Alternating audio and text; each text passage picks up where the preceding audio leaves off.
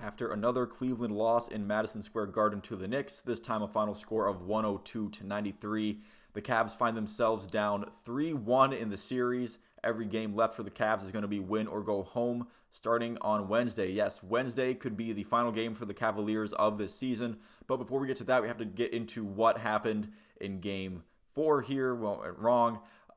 There's a saying that popped up in my head after this game that sounds cliche, but it rings true. Your best players have to be your best players, especially in moments like these.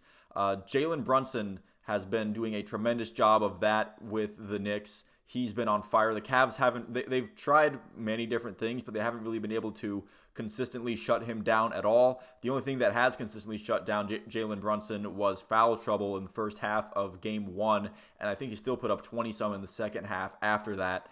Whether it's Isaac Okoro or throwing him against Cedi Osman, Karis LeVert, whoever they throw at him, Jalen Brunson manages to continue to put up really elite games, continues to get buckets when the team needs him most to.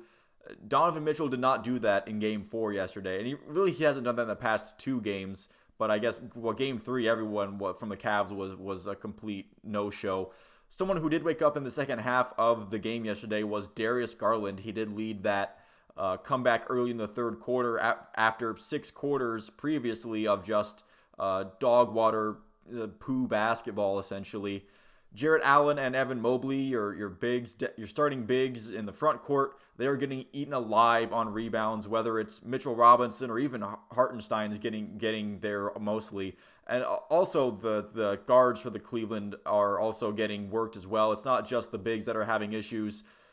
Josh Hart is out hustling almost everyone on the court at times, it seems, especially on the Cavs side of things. But it seems like rebounding as a group effort, the Knicks are just running circles around the Cavs in that department. And something else that was also an issue was, yet again in this game, the Knicks had the better very early start. And it seems like in all 4 games, the Knicks have been able to get out to a very early lead, which puts the Cavs in a scenario where they're already digging themselves out of a hole that the Knicks have dug for them. And that just kind of that just sets a bad tone for the game for Cleveland, at least to me. And they've lost 3 of them, so it seems like it's suffice to say that.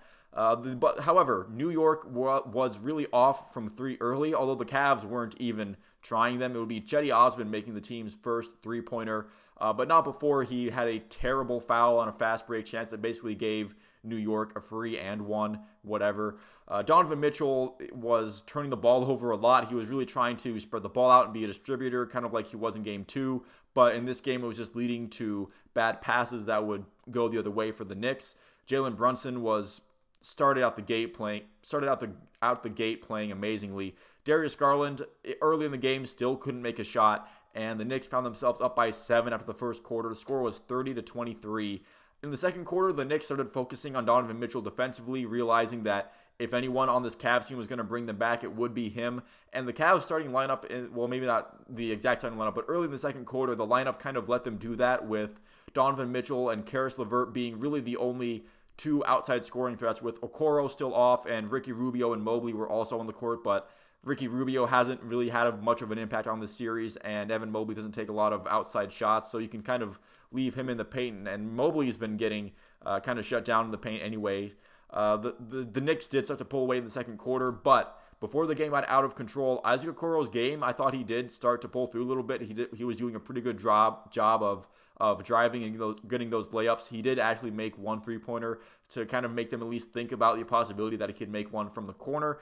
And Cleveland was able to pull it back to within 9 at halftime, which isn't good, but it is a very manageable deficit to cut. And at the start of the third quarter, like I mentioned, Darius Garland got rolling after a quiet first half. The Cavs storm all the way back early in the third. By the time there's like 8 minutes left in the third quarter, it's essentially neck and neck. I thought the Knicks in the third quarter were over-relying on Julius Randle. They were paying for it a little bit. Julius Randle did knock down a couple shots, but I feel like more often than not, they were coming up empty on trips where it was just give Randle the ball and hope he scores. I feel like the Knicks were kind of shooting themselves in the foot a little bit, much to the Cavs' benefit. And by the fourth quarter, it was essentially a new ball game. I think the Knicks took a 2-point lead off of a Jalen Brunson buzzer beater.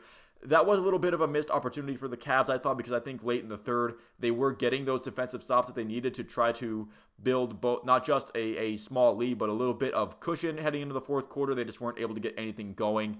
And then in the fourth quarter, the Knicks stopped relying on Randall as much, and Jalen Brunson became the go-to guy once again. And I think that's going to be the recipe. That's been the recipe that the Knicks have used for success. And he was great in the fourth quarter. RJ Barrett also had himself a tremendous game. I mentioned in my series preview that if he gets going, that's going to be another issue for the Cavs that could be really tough to stop. After a really quiet first two games for RJ Barrett, he has really come alive at home in Madison Square Garden. And that's just something that the Cavs haven't really been able to match as of yet. And then, again, somebody who didn't get going in this fourth quarter was Donovan Mitchell. He didn't have any points in the second half until there was 2 minutes left in the game anyway. So that's how we find themselves. The Cavs down 3-1 on the brink of elimination. Obviously, the series isn't over. We all know what the Cavs have done with 3-1 leads in the past, but it would be foolhardy of me to say, well, yeah, of course the Cavs are going to rebound out of nowhere, and of course they're going to just take the next 3 games. As much as I would like to see that happen, and that would prove my initial prediction of Cavs in 7 correct, although for very much different reasons than I said earlier in the series preview. By the way, I do want to make an apology if you watched this series based off my prediction that not only would the Cavs win in 7, but also that it would be a great back and forth series between two highly elite teams in the East. Well, not elite, but like 2 scrappy contending teams in the East, where so far this series we've featured games where at least one of the teams fails to reach 100 points, including Game 3 where neither team hit 100, and in that Game 3 the Cavs didn't even put up 80 points. And we've seen stretches of some terrible playoff basketball in I think all 4 of these games in some way or another. So if you've been watching the series based off of my recommendation and have been wanting to pour bleach on your eyeballs just like I have at some points in this series, I do want to send my deepest apologies for recommending this for your viewing time. You probably could have been. Unless you're a Knicks fan, then this series has gone pretty well for you. But just a neutral observer, or especially Cavs fans, you probably could have spent your time on better things on the screens to watch. But what I'm getting at it here is this could be the final home game for the Cavs coming up on Wednesday. Hopefully they take Game 5, and at least if they're not going to win the series, give the hometown fans a good effort to go out on. But again, there's no more room for your starting 5 having a lackluster game, or Donovan Mitchell not showing up, or Darius Garland having a just terrible game. There's no more room for error. You are backed into a corner. Let's see what the Cavs team can do. We'll see if JB Bickerstaff makes changes to the lineup for the last 2 games have been not good. We'll see if he returns to the lineup in Game 2 that actually got the Cavs a win. Who knows?